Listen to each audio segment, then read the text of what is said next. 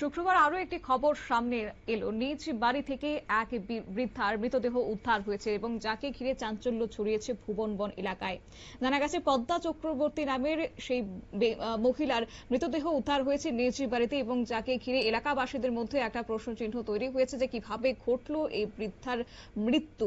অনেকক্ষণ ওনার সারা শব্দ না পেয়ে প্রতিবেশী তাকে ডাকতে গেলে অচেতন অবস্থায় ঘরে পড়ে থাকতে দেখে এবং তারপরই তারা পুলিশকে খবর দেয় এবং খবর দেয় ফরেনসিক টিমকেও। কি জানাচ্ছেন এলাকাবাসীরা, শুনুন। আমি দেখছি, আমি আইছি আমার একটা অন্য কাজে আর কি, এই সাইডেই একটা ছেলে বাড়িতে কাজ করবো আর কি। আমি এটার জন্য একটা ফাট খোলা আছে, দেখা দিতেছে মাথাটা, আমি কই না একটু ওইয়া যাই। এরপরে আমি আইসি করে দেখে দিদি একটু কইতেছে কাপড়টা বোনাই আর কি শরীরে। কয়টার দিকে? হ্যাঁ, কয়টার দিকে? সময় প্রায় 1:30 বাজবো, 1:30 2টার দিকে। বৃষ্টি ভাব একটা হয়ে গেছে, বাতাস আইতেছে। আমি তাড়াতাড়ি করে আমার ফার্মে গেছি আর কি। আমি যেটা হইব তো পরে খবর তো পাবো, ফোন করবো নাহলে পরে। তো এরপরে আর ফোন করছে না। আমি আমার মতো কাজ করে বাড়িতে গেছি গা। এরপরে এদিকে এলাকার একটা দাদা ফোন করছে, তুমি যে আগে ফার্ম করতা ওই দিদি তো এক্সপায়ার হয়ে গেছে, আর কিতা। তো এরপরে আমি তারা দৌড়ে এসে। যখন আপনি অসুস্থ দেখছেন তখন এলাকাবাসীরা জানাইছেন? আপনি অসুস্থ বলতে জানি প্রায় সময় অসুস্থ হয়ে থাকে, প্রায় সময় অসুস্থ। বেশি অসুস্থ হয়ে যাবো এটা আর বুঝতে পারছি না। বা কোনো চিকিৎসা করার প্রয়োজন? চিকিৎসা বলতে আমি তো জানি তো এমনি তো সবসময় অসুস্থ থাকে। হ্যাঁ, সুগার টুগার, কিডনি ফিডনি জল টলাই পড়ছে গত বছর।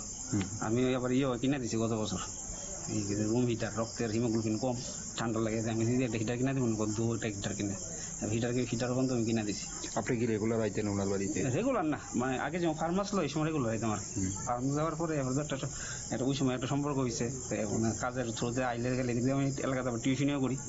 তো টিউশনি পারপাসে যদি যাই সিফা যায় হয়ে গেলে ঘুরে যাইছি, তো ওখান যদি একটু দেখে গেলাম এমন আর কি। একশো করে আগের মতো যে মনে না আইসি এমন না। এই যে ওনার বাড়িতে যে ব্যবসা করছেন, ব্যবসা ছাড়ছেন অনেক কতদিন হয়েছে? গত 23-এর ভিতর বিধানসভা সময়। আজকে কতদিন?